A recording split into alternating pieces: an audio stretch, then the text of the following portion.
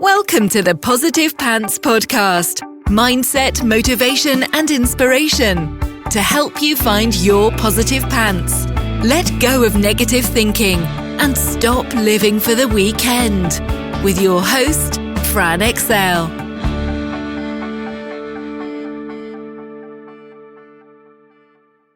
So welcome to the show. As always, it's Fran Excel Mindset Coach, helping you find your very own pair of positive pants so you can get out of your own way and live a life that you love. Thank you so much for joining me. I'm very grateful you've chosen to put me in your earbuds today. Please do hit the subscribe button so you don't miss anything, and do leave me a review. I love reading them, and it really helps me get found by other people who need to hear what I share. I'd also love you to email me your mindset and productivity questions or topics you'd love me to cover to hello@franexcel.com, because I know a lot of you think I'm inside your heads because you tell me all the time. But if I don't know what you need, I can't give it to you. So let me know. Hello and welcome back to the Bounce Back series. I have a wonderful lady for you today, the glorious Caroline, my previous client and all-round rock star, somebody who takes what you say and takes action and gets stuff done. Now, her story is brilliant, and I wanted to share it with you because it's something that I think a lot of you are going to be able to relate to at the moment, because you're bound to be going through the same thing or something similar, because we've got a lot more time on our hands than we had before, and it's allowing us to think and really get out of that habitual thinking and realize what we do and don't want in our lives. So Caroline, introduce yourself. Yay! Thank you so much for having me on, Fran. You know, I've been so excited to be on your podcast because that's how I found you. But anyway, so I'm Caroline. I'm a bit of a multi-passionate business owner, as I would call it myself. I own a Scandinavian Cafe in Glasgow, and I'm also a business startup coach. I help passionate entrepreneurs have the confidence to take the side hustle full time and exceed their 9-to-5 income. So that's kind of like the basics of it. Yeah, I love it. And you came to me, and I love the fact that you came to me from the podcast. It's like full circle right now. I know. And one of the things about your story is something that I know a lot of people relate to. So tell us a little bit more about kind of where you were, how you got to own your cafe, and then what happened from there, because I know it's a little bit more dramatic than it sounds. Yeah, owning a cafe is always going to be dramatic, but Yep. anyway, so my background is actually in finance. So I was working in 9-to-5 in finance myself, when it was a classic story of me, you know, not feeling fulfilled, not really feeling like I was getting the opportunities I deserved, and I just basically went soul searching. I decided that, you know, if no one's going to give me the opportunities that I wanted, then I would go and create them for myself, because I've always been like that. You know, I've always been looking for the new opportunities. So somehow I miraculously figured out that I was going to open this cafe, despite the fact that I literally have no background in catering or cooking or making coffees, even for that matter. You know, there's just something that really stood out to me about it. You know, I was going out to cafes and I was starting to think about it more, and I was thinking, you know what, like, if other people can make a living doing this, like, I can too.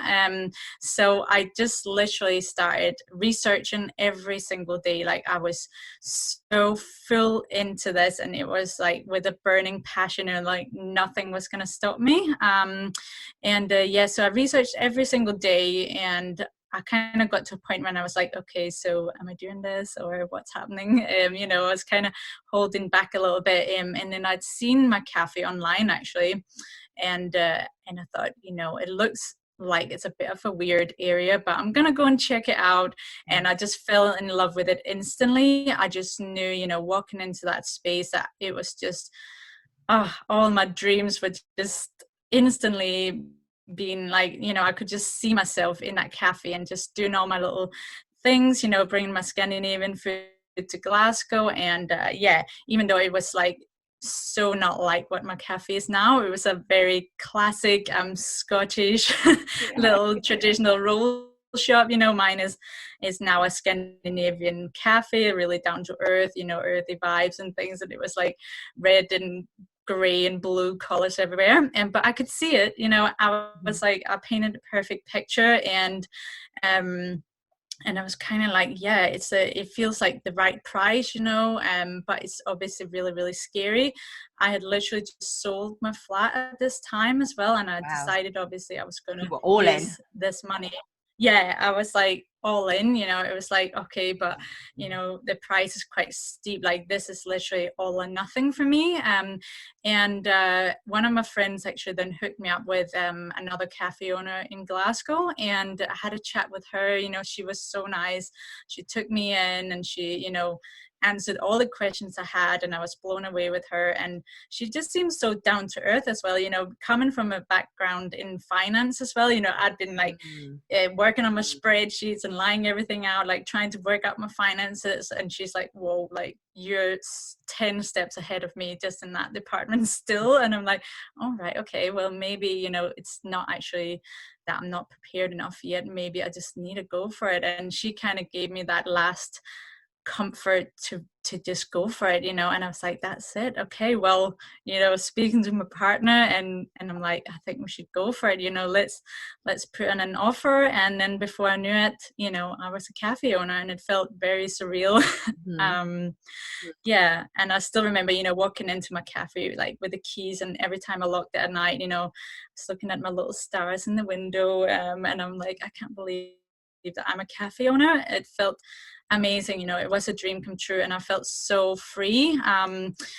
Yeah, from then on, it was learning everything. Obviously, like, I knew nothing really about running a cafe still, so I really had thrown myself in the deep end with my whole life savings invested into this cafe, so it had to work. So obviously, I went into it with a typical mindset of a new entrepreneur, thinking like, I need to do everything myself, I need to save everywhere I possibly can. I'm gonna be working all the hours, so I'm only having staff in here minimum amount of time. Like, I can certainly do the afternoons and the mornings by myself, and only really get people like in the absolute rush hour.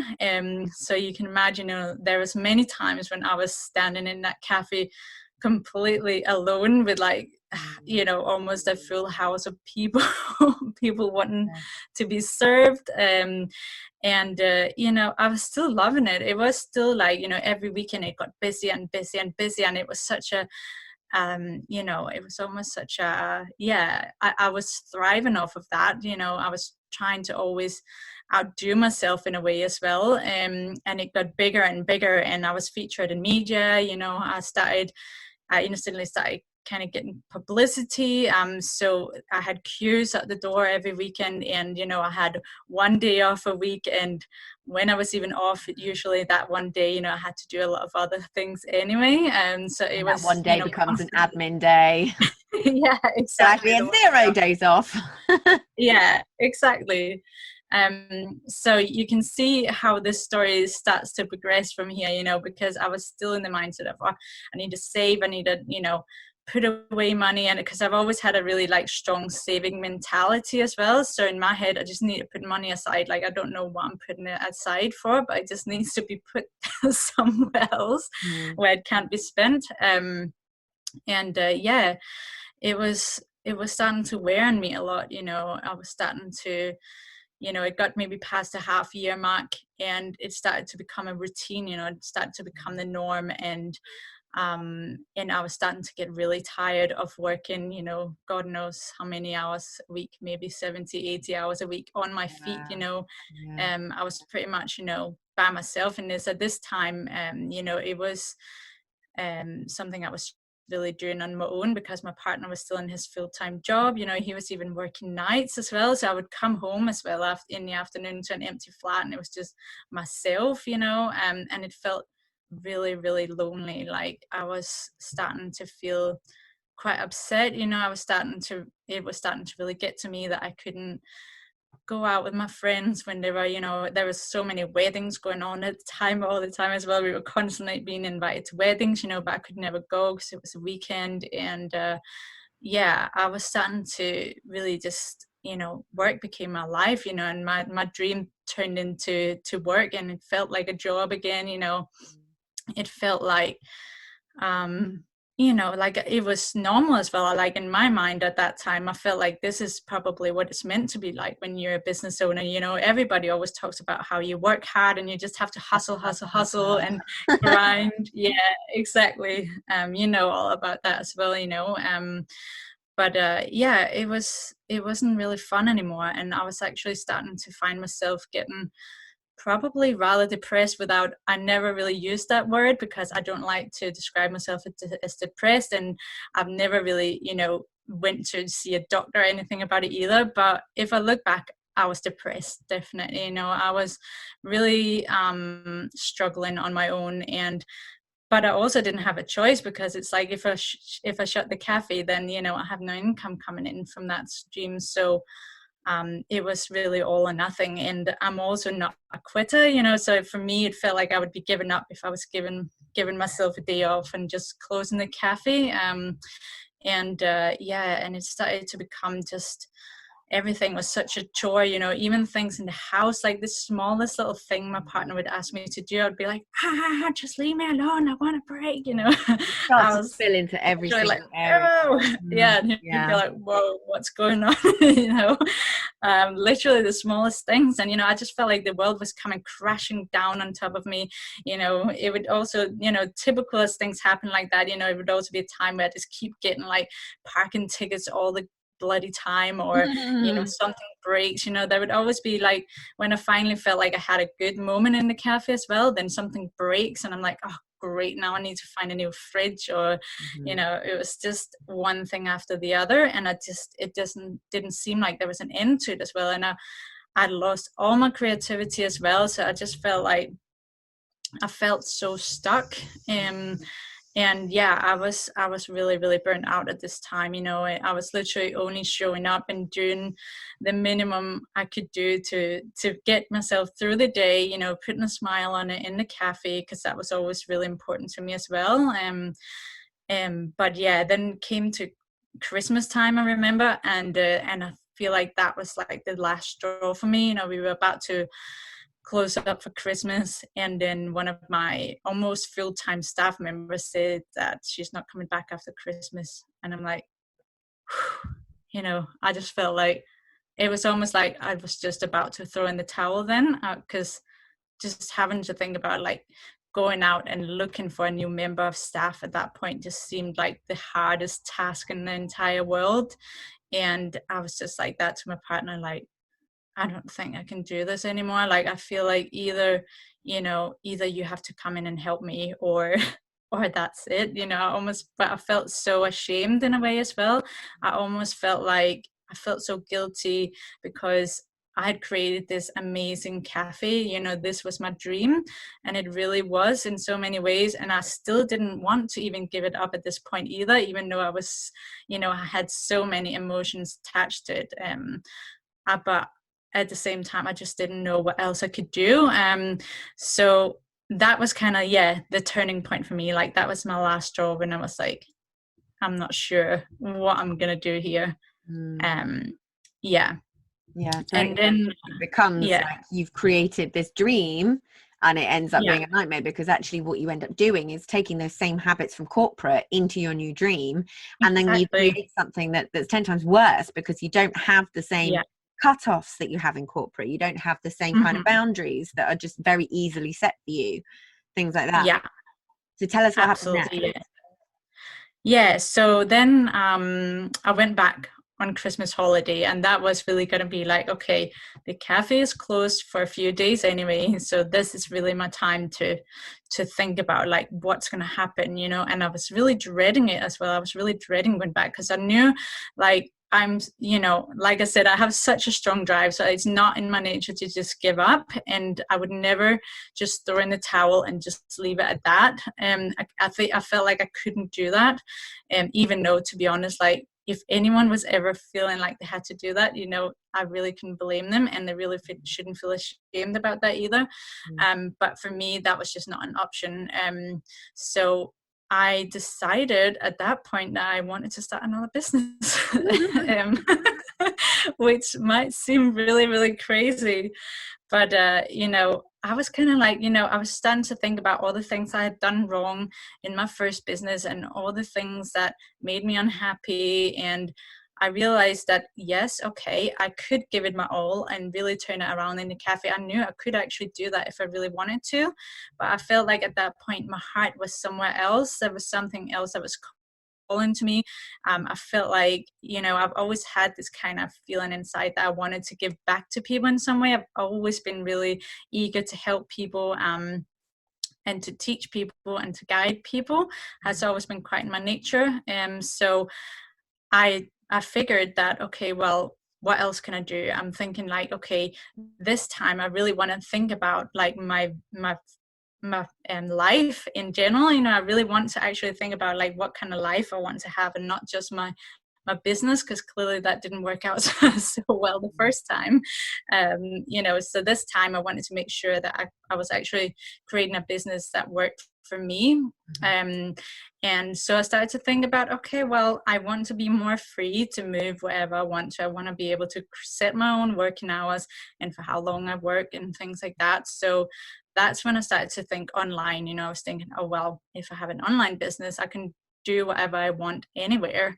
And I just need to figure out what that might be. So I kind of went soul searching a little bit again, and I actually came up with like so many crazy ideas in the space that I can't even describe.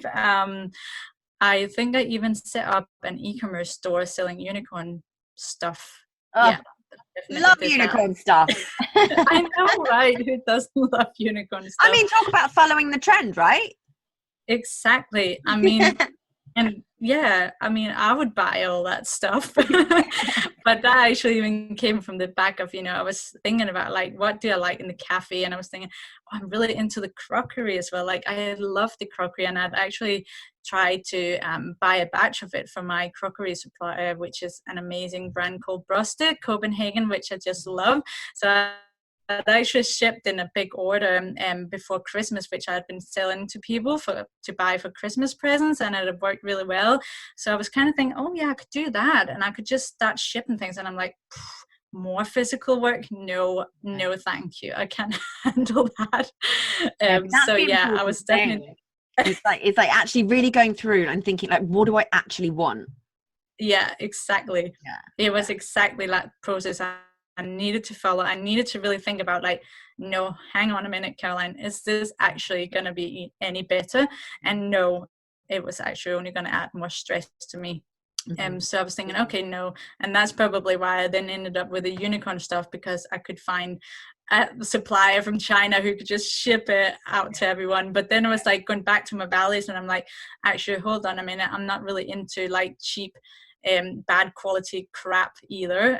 So I'm kind of like, no, that's not me either. And I just had to think of something completely different. And then I started to think about like, okay, well, I want to help people then. So what is it that I've actually done that has been really successful in my business? How did I get to a point of winning an award and getting featured in media and all these kind of things? And I'm thinking, well, one of the things was Instagram. Social media was huge for my success. I definitely would have been nowhere near where I am now if it wasn't for Instagram, if it wasn't for knowing how to put up pretty pictures together and attracting people through that.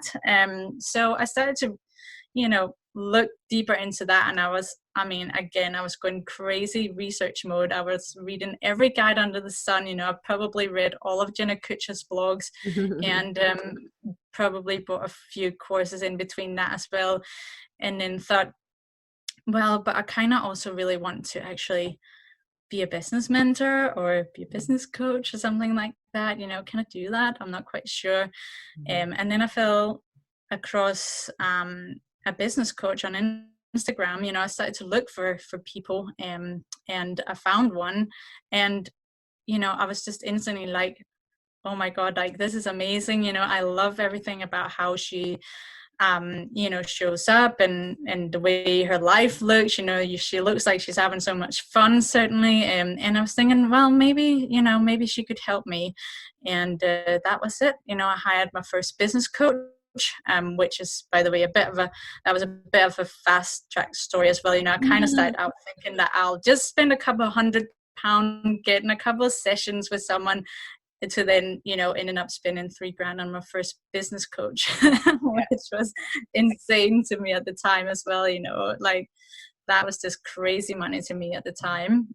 But yeah, I slowly started out as a social media manager. I was managing other people's accounts, and it was going really, really well to start with. But then I got to a point again where I was like, it actually feels like I'm having 10 bosses now rather than one. So I was kind of like, yeah, there's something about this relationship that's not really working out for me. So again, there was another time when I was just like, I took a complete pivot. That was probably around the time when when we started working together, and trying to find I think in my notes it probably said something like, what I wanted out of working with you was to have the confidence in myself as a coach. So again, I was having so many realizations about what I really wanted to do, and it was just every step I took, I just felt more and more of a relief. And I was growing in my online business as well. I was also feeling a lot stuck at a lot of times, as many people do. I felt like I wasn't growing fast enough. But slowly a lot, wasn't it? Impatient. Yeah. Oh yeah, I'm very impatient. I want everything to happen right now.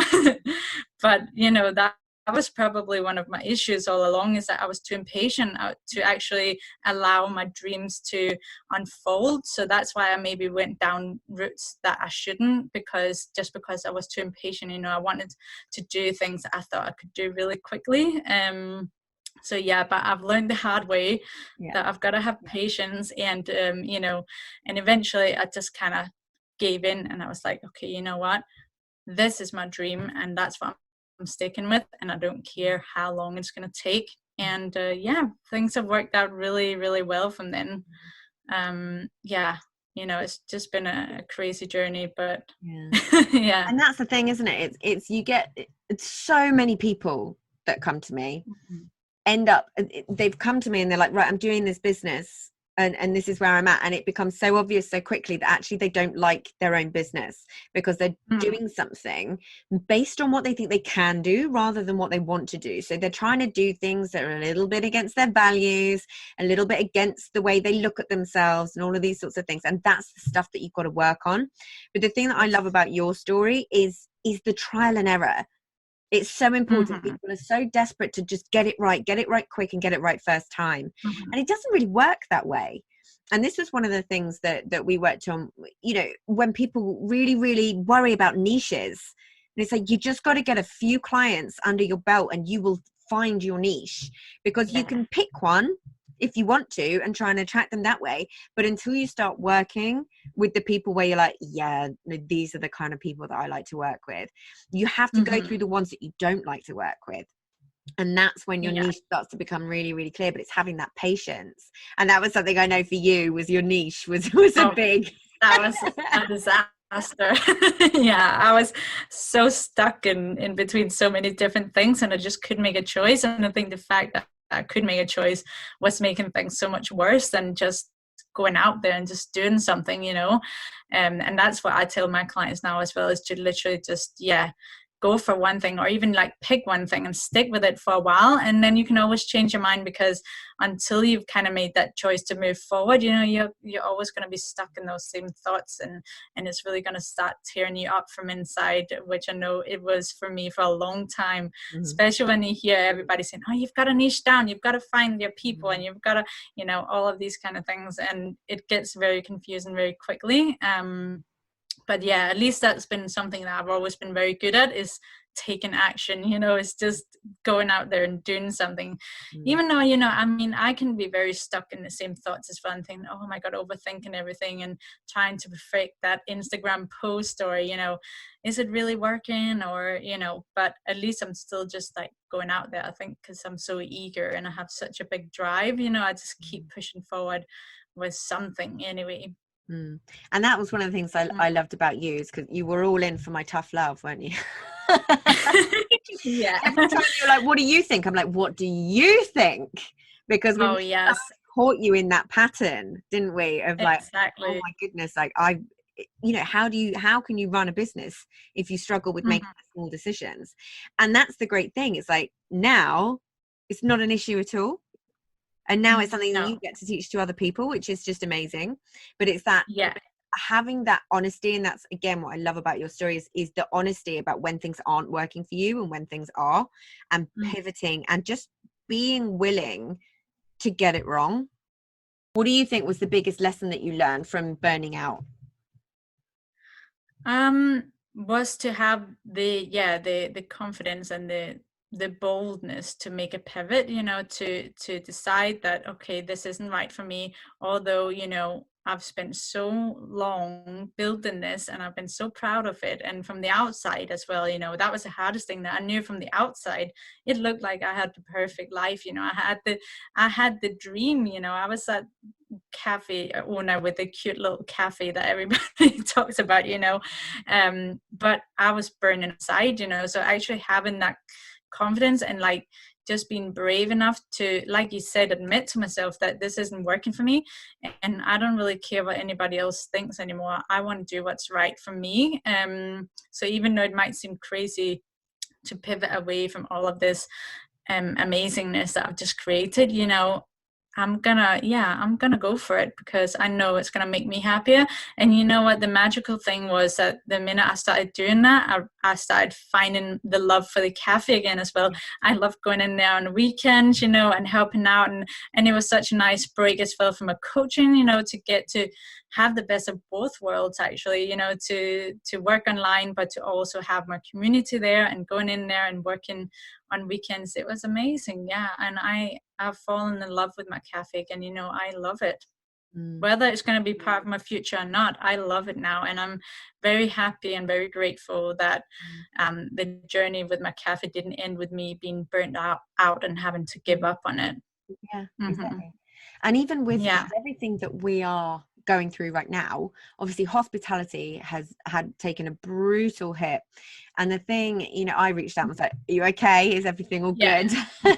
And it's like, and what I loved was your attitude to it, because one of the biggest things that that meant I kind of needed to take a massive social media detox at the beginning of all this was the passion with which people were panicking.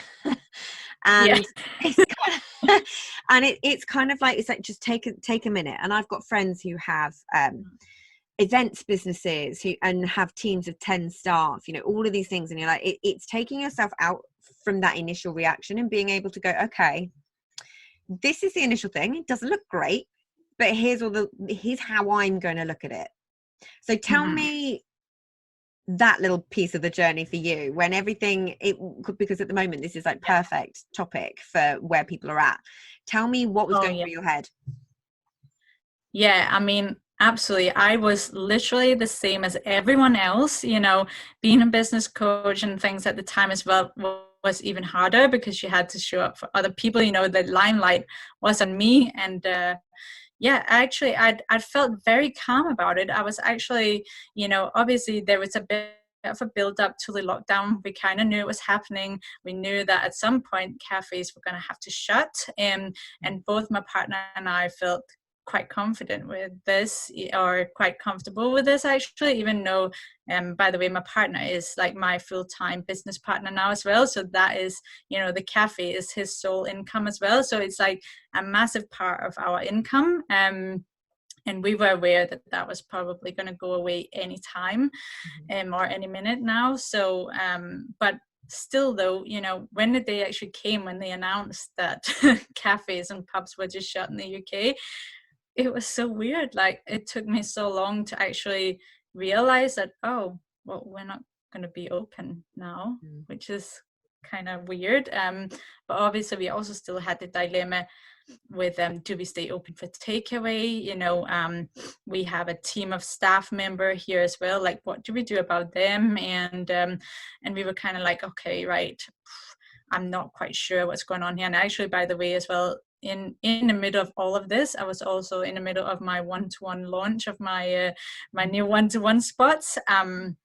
So yeah, I had another round of one-to-ones coming up there, and I just done a big master class, and it was kind of like the top of the iceberg and everything, and then boom, so we took a day off just to kind of be like, okay, right, what are we doing here, and what's going to happen? Are we going to stay open for takeaways? Are we going to start trying to figure out what we're going to do here, if we can deliver or do takeaways? But we were just at a point where we were like, you know what, it doesn't feel right. It felt like I wanted to support the nation as well. I felt like it wasn't ethical of me to stay open for my team members as well, and I wanted to actually be part of getting rid of this horrible outbreak as soon as we possibly could. So we made the decision to close the cafe. My partner was probably happy to get a little break as well, so in that sense it was kind of nice. But then something just clicked, it really clicked inside me. I was like, oh my God, like my cafe is closed. I'm just in the middle of this huge launch. Everybody's messaging me, and I'm meant to be showing up online and showing up as a leader. And that was really, really hard for me mentally at that point. I was like I don't know what I can do, and like you said, with social media, you're so influenced by what everybody else is saying as well. People are talking about it being unethical to keep selling, because we are all in a financial crisis now. It's horrible to ask people to pay you to do a service, like that really kind of got to me as well. I almost for a second thought, yeah, who am I to ask people to pay me any money right now? And it felt really horrible. So I had a bit of a bad first week with the lockdown as well, where I was like, you know what? No, I'm gonna put my launch on hold for now. And I was in a bit of bad mindset. I started to get lazy. All my daily habits and routines were kind of out the window a little bit as well. Because my partner was at home, for one, like that was so weird. Like, why aren't you getting out of bed? I want you out, I want you out of the house so I can just get on with my normal routines.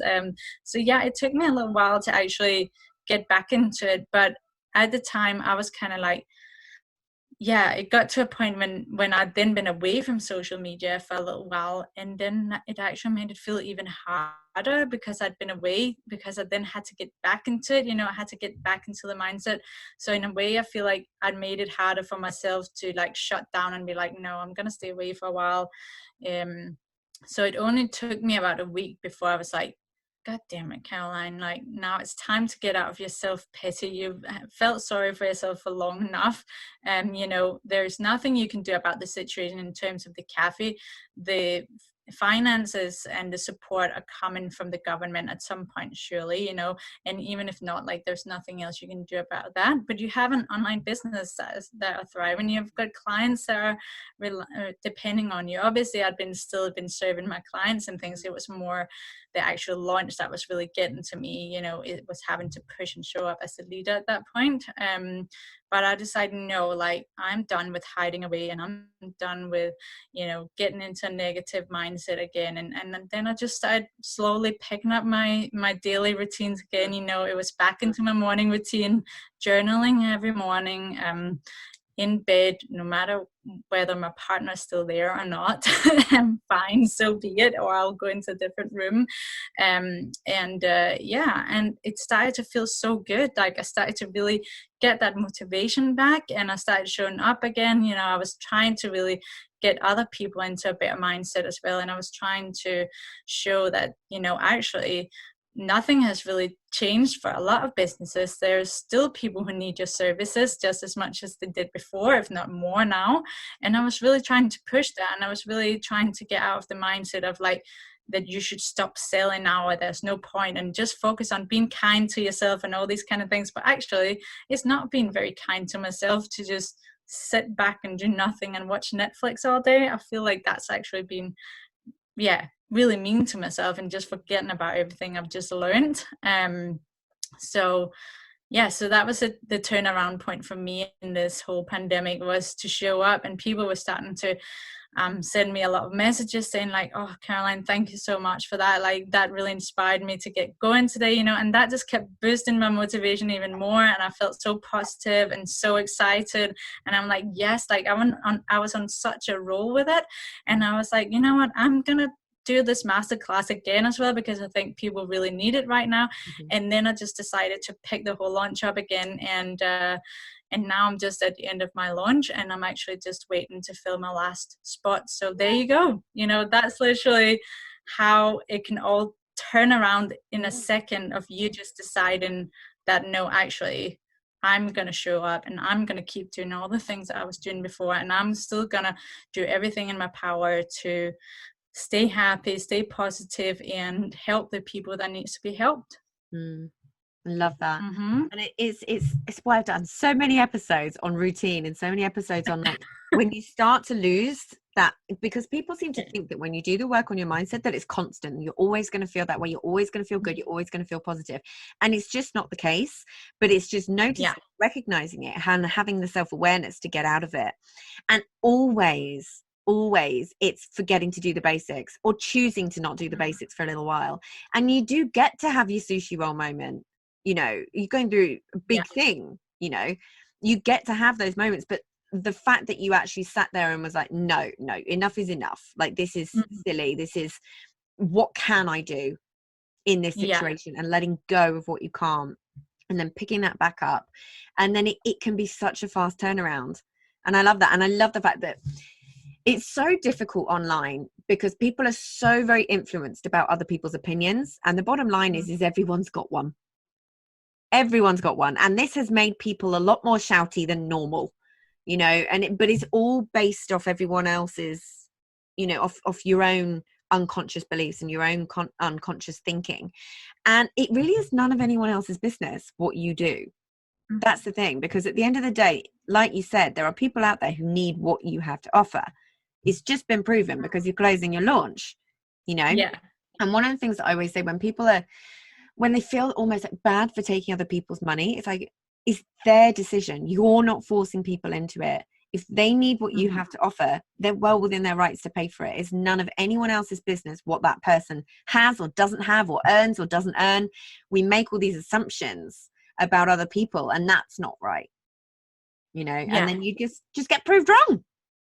Yeah, absolutely. And that was the thing as well, because I kept seeing people on Instagram feeding into each other's misery, and the whole, you know, but kind of dressing it up as being kind to yourself, you know. And I was like, no, yeah, exactly. And it was just so, it was so, not obviously not funny, but it was kind of scary to watch, like how quickly we are to influence each other, and how quickly we just believe what everyone's saying, and feeling like, oh yeah, that's so right.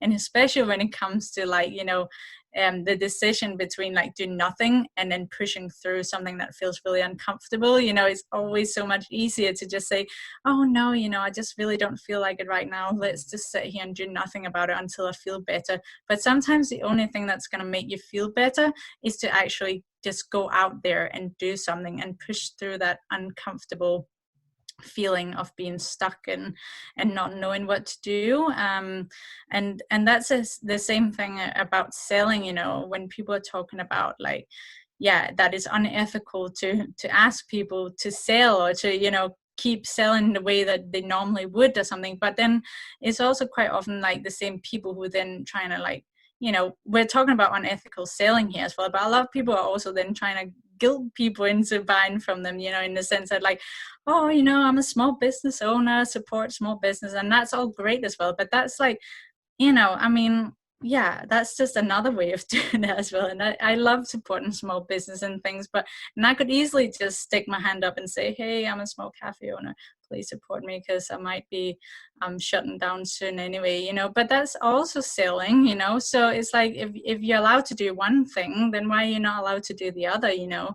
It's a funny mindset around that, I feel. And but it's always influenced around the masses, and that's why it's so important to have that self-awareness and really understand what it is that you think, what it is that you feel and you believe in this situation.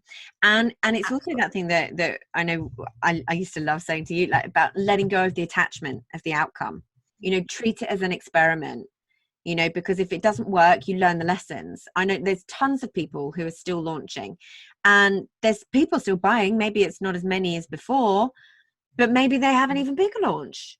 But it's about the things that are tone deaf. And I think as long as you're not being tone deaf in the situation and actually just completely ignoring things, then why not? People need what you have to offer. Exactly. And then who cares if it's just one person buying, or if no one buys. It's still just about showing up for yourself and to keep going. And I even feel like, one of the most amazing things about it has just been the fact that it's given me a purpose as well throughout this pandemic. Like, I don't even know what I'd be doing myself if I had no cafe and no other job, and I just had to sit here for 3 months doing nothing. And I mean, yeah, that would be, I can't even imagine that right now, so I feel very grateful as well to be able to help people online. And and it's an amazing time actually for a lot of people as well. Sometimes we've got to also remember why we're doing it, and we've got to actually listen to the things we're telling ourselves, like you always say, because the thing I was telling myself was that, oh, everyone is in a financial crisis, nobody has the money to pay for this, even if they wanted to, and like, I feel so bad to put people in an even worse position if I was to make them sign up for my coaching. But actually, if I was thinking about it from a more sensible and logical point of view, when I actually go strip it back a little bit and think about, well, who is it that is my ideal client right now? Who is it that I'm trying to help? And that's people who have a side hustle. So it means that they're still in a 9-to-5, probably sat at home, probably most likely being bored out their faces, but still being paid by their employers or supported by the government in some other shape or form. So actually, this is the perfect time for them to be investing in my coaching, And so I started thinking about it in that sense. And that was actually what really drove my motivation as well. It's like, I can't believe that I've been trying to convince myself that my ideal client is not in a position to have coaching right now. Exactly. It's perfect for them. Exactly. So I got really, really excited about it. Perfect. So what would you give our lovely listeners as your top piece of advice from everything that you've learned along the way? Is to always trust your gut and to have the courage to just follow your instincts, no matter what everybody else says, no matter what your situation is, and no matter what anybody tells you. And just follow your own instincts. Like, that has always paid off for me. Always, always, always. And the times when I haven't followed my instincts and followed my gut, that's when I've ended up in a bit of a nightmare. So definitely follow your gut, listen to your instincts. Love it. Spot on. Well, thank you so much. Let everyone know where they can find you if they want to come follow you, come and get to know you a bit better. Yeah, absolutely. So you can find me on Instagram. I'm definitely a bit of an Instagram fanatic. So it's Caroline L. Carlsen. There is an L in between that, just for anybody who might forget. And you can also find me on Facebook, Caroline Carlsen Coaching. I've got a Facebook group as well called Plan A Society. And I've got my website, of course, which is carolinecarlsen.com as well, which you can check out there. And there's contact forms on there as well if you want any more information on anything. Perfect. Well, thank you again so much. It has been glorious to see you. I'm so proud of everything that you've done. You've done amazing. So thank you very much. Thank you so much for having me on, Fran. It's been an absolute blast. My pleasure, my treasure. So as always, I will see you next week. So if you got value from this and you know in your gut that now is the time to step up and start rewiring your thinking and changing things for yourself, then book in a free discovery call so we can work out what needs to happen to get you from where you're at right now to the action-taking success you know you can be. And if you want my eyes and ears on your problems, I work with people one-on-one and through my Proactive Pants Mastermind. So stop waiting for if and when and decide to change things now, because you can. And as always, I hope that was helpful. So any questions, just let me know. And as always, I will see you next week. Bye.